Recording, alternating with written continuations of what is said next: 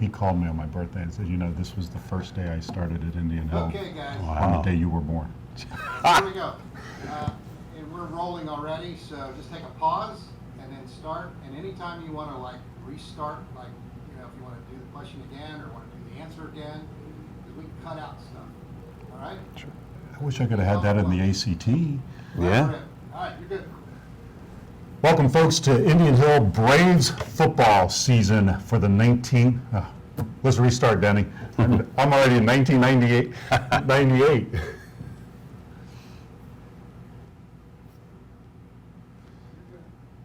Welcome, folks, to Indian Hill football season. It's the 2018 season. I'm here with Tony Arcuri, the head coach of the Braves. I'm Robb Young on the IHTN Sports Network. Tony, another season. This will be your 5th season. Mm-hmm. You've got a great record as a head coach here at Indian Hill. Obviously, your best season was in 2015 when you went 11-1, ran the board. Got a tough schedule ahead of you, coming right out of the chutes. Let's talk a little bit about last year. Mm-hmm. You guys ended 9-3, a little bit of a sour ending in the playoffs against Wyoming. Sure. But you had a lot of players that were banged up by that time of the season. Yeah, Rob. I mean, I think that's the case. With a lot of people. You get to November and you have to be able to, deal with the war of attrition. The war of injuries. I think the good news is with this year's squad. Given that this is our 5th year here as a staff, there's more depth than there ever has been at key positions. And we've discussed the fact that, when you get to November, you have to have that because injuries are part of the game. Being banged up is part of the game. So I feel very good, from that standpoint, with the depth issue that we've had, perhaps the best since we've been here from a numbers standpoint.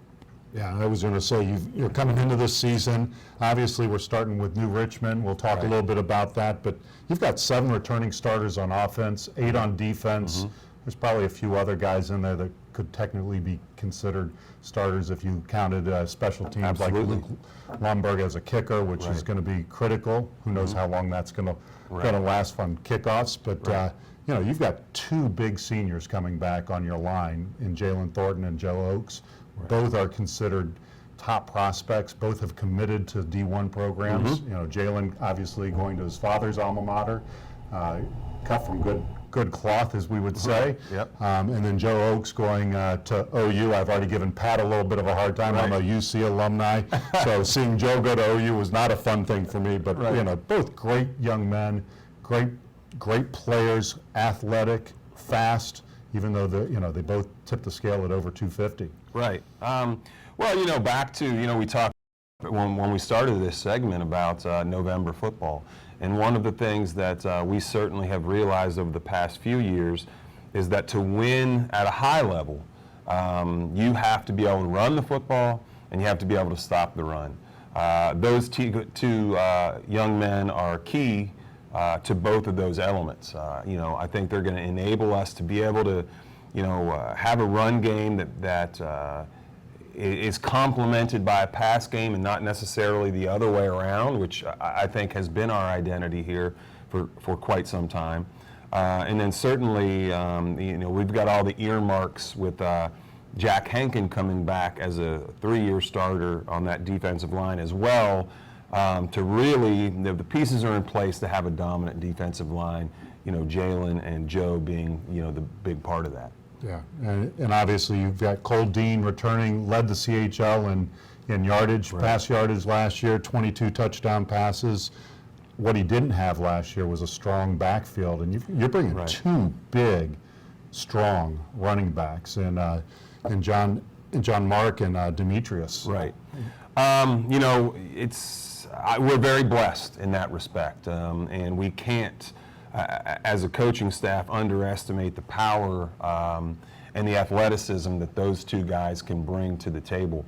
I think Cole will continue to do great things, but I think in some respect, hopefully those things are a little bit easier, a little bit more buffered by a strong offensive line and then 2 phenomenal running backs. Some teams are lucky to have one marquee running back. I really do believe this year we're blessed to have two.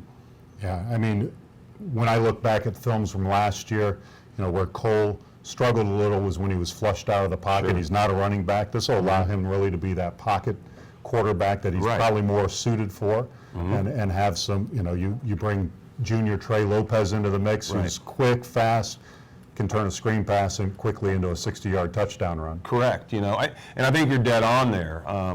As a quarterback, when you feel you have to be the one to, light the fire constantly, there's a lot of pressure there. And I think, sometimes a quarterback's play can reflect that. They can be tight. The game's not coming to them. They're trying to force it. Certainly, I don't think that has to be the case this year. There are plenty of guys all around. When you talk about John Mark, Demetrius, Trey Lopez, Luke Hammond, who has really come on as a sophomore.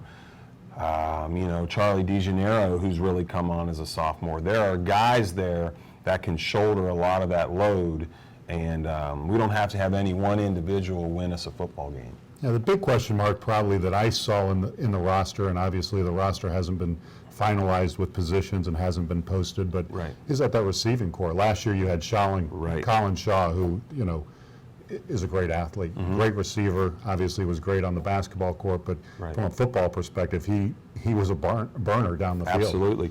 And you got to be able to stretch the field horizontally as well as vertically. And Colin enabled us to have that vertical stretch. I think Trey Lopez gives us that horizontal stretch with his quickness and his ability to make people miss. Quite honestly, it is no secret. Someone will have to emerge as that vertical guy. Now, there are plenty of candidates, and some of them I mentioned, but somebody will have to surface and fill in that role, definitely. Well, that's good to hear. It's going to be interesting. Saw some film on New Richmond against Marymount. They dominated Marymount, Absolutely. but I would argue that that's probably more due to the lack of strength that Marymount has and than how good New Richmond is. You haven't lost to New Richmond as a head coach here. Right. So what do you see happening in that New Richmond game? Well, I think, they're what they have been. They are offensively led by a very electric playmaker who we've dealt with now for 3 years in Josh Anderson. And so, we're prepared. He makes the system go as we always have been prepared. It is so hard, as you mentioned, to gauge an opponent, particularly in week one. Yeah. You have so few elements to go by. Obviously we have a scrimmage, and then we have the Marymount scrimmage as well, and it's just so hard to gauge. Is it the other opponent's, perhaps struggling, or is it the other opponent holding things back because it is a scrimmage? It's well into week 3 before you can really use film sometimes as a definitive indicator of where a team is. So we've got to be prepared for anything. The beauty of that is so do they. I think defensively, they're a 3-3 stacked team, which they have been for the 5 years that I've been here. They don't give you a whole lot of different looks, so you kind of know what you're getting and you just line up and play football. I think it's going to be a good one. I think as most times when teams are close in ability and skill, it's going to come down to execution and turnovers, and it always does. So. Well, it'll be fun to watch this team this year. We start off with New Richmond, a non-league game, then you have 2 more non-league games, one against CHCA, Right. and then one against Aiken. Both of those are kind of unusual games. CHCA is not the same program that it was maybe 3 years ago. Correct. But they're always going to be a competitive bunch. Absolutely. Yeah, CHCA, I think is a team that would do well in our league.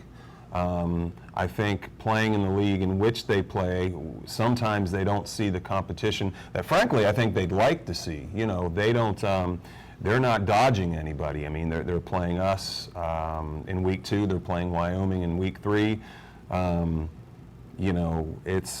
That too will be a very good game, and it's a big playoff point earner. We fell to them last year in the 4th quarter, and we've got something to prove in that one. That's for sure. Yeah, so when we look at the CHL, it's always been dominated by Indian Hill, Wyoming, every once in a while Madeira. When you were at Madeira, you kind of surprised everybody. Madeira that year was kind of the dark horse team that came in and shocked Wyoming, shocked Indian Hill. Right. Last year, Reading was kind of that dark horse. Who do you see in the league as the dark horse this year? Because there's been a lot of coaching turnover. Absolutely. Funny that you mentioned that. Usually at the beginning of the season, before 2 days begin, I text all the CHL coaches, just, hey, good luck, stay injury free. And I only had 3 of those coaches in my phone because there's so much newness when it comes to the coaching staffs in the CHL. So it does make that dark horse very hard to predict. Wyoming is obviously going to be good, and we're going to be competing with them, and we're going to see how that goes. But we certainly respect everybody because in some respects, we don't know what to expect, with all this newness. And so, when I look at a team like Reading, I always have to put them up there. It's they play hard. They're tough kids. They care about winning. And it's not to say that the other programs don't, but I guess if I had to say keep a distant watch on one team, it would certainly be them at this point. Great. You've got obviously Aiken at Stargill Field. That'll be a historic game. Yeah. One of the last games at Stargill Field. Lots of games this year, obviously, at Stargill Field. Right. But that'll be a challenge. They're an unknown commodity. They have a new coach. I think he's in his second year, or is he his first year? First year. So you don't know what kind of offense they're going to be bringing. Right. They were, they had just missed. They were on the cusp of that 8th spot in the playoffs last year. And so this is a football program that has really come into its own over the last 4 years or so. I mean, prior to 4 years ago, they were really kind of irrelevant, but since then, they've really come on. And so, with a new coach, again, I know they're going to be athletic. I know they're going to play hard. I know they're going to be, fast. All of those things that you expect. But as far as what we're going to get schematically and all those kind of things, we're just going to have to wait and see. So, tradition in Cincinnati, 22 years of it, the Skyline Crosstown Showdown. Right. You guys have played in it every year. It's funny, there's a game back at Paul Brown Stadium. I remember when you were actually an assistant coach at Indian Hill before you went to Madeira. Exactly. And my nephew was a senior playing for Indian Hill. We actually got to play at Paul Brown That Stadium. was a And neat I experience. think that was one of the last years that any high school team played down there. Yeah. Obviously, they're having a game down there this year, actually this week on Friday night. So you see Marymount in the showdown this year. Again, Marymount's kind of one of those teams that's hard to figure out what they're going to be like, and they've not had a strong youth program, which hasn't given them a strong middle school program, but new coaching. Yeah, it's one thing about scrimmages that I know about Coach Cummins over there at Marymount is, he uses scrimmages as an utter evaluative tool. So he's going to keep his cards close to the vest when it comes to scrimmages. And so while frankly, things didn't look all that great against New Richmond last Friday, I don't think that's the same Marymount team we're going to see in September. And I will tell you, I don't know what goes on. It's almost like a little bit of a curse, and I say that jokingly, but gosh, we go down there and we seem to have a little bit of trouble, I think every Indian Hill team does, regardless of the sport. Right, and the games are oftentimes closer than they need to be. And it's sort of hard to explain. You'll look at us versus them on paper, and this is true of years past, and maybe true this year, I don't know. And then you think, okay, well, this should be a game where, we're really going to have to fall apart in order not to be successful.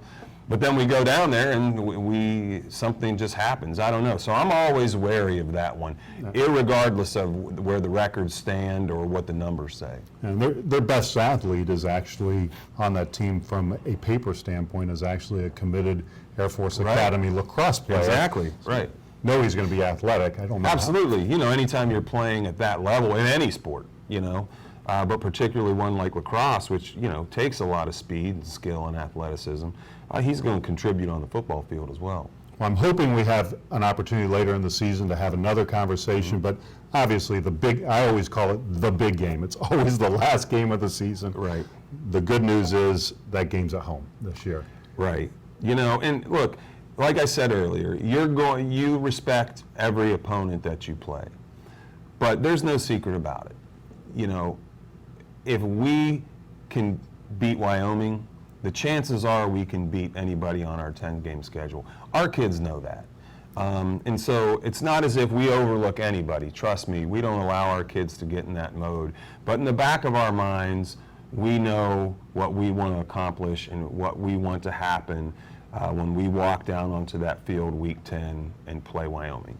Yeah, and I think the key to this, and the reason I bring up all these games, is one thing that Indian Hill could use some support is those stands being filled with not only students, alumni, but parents.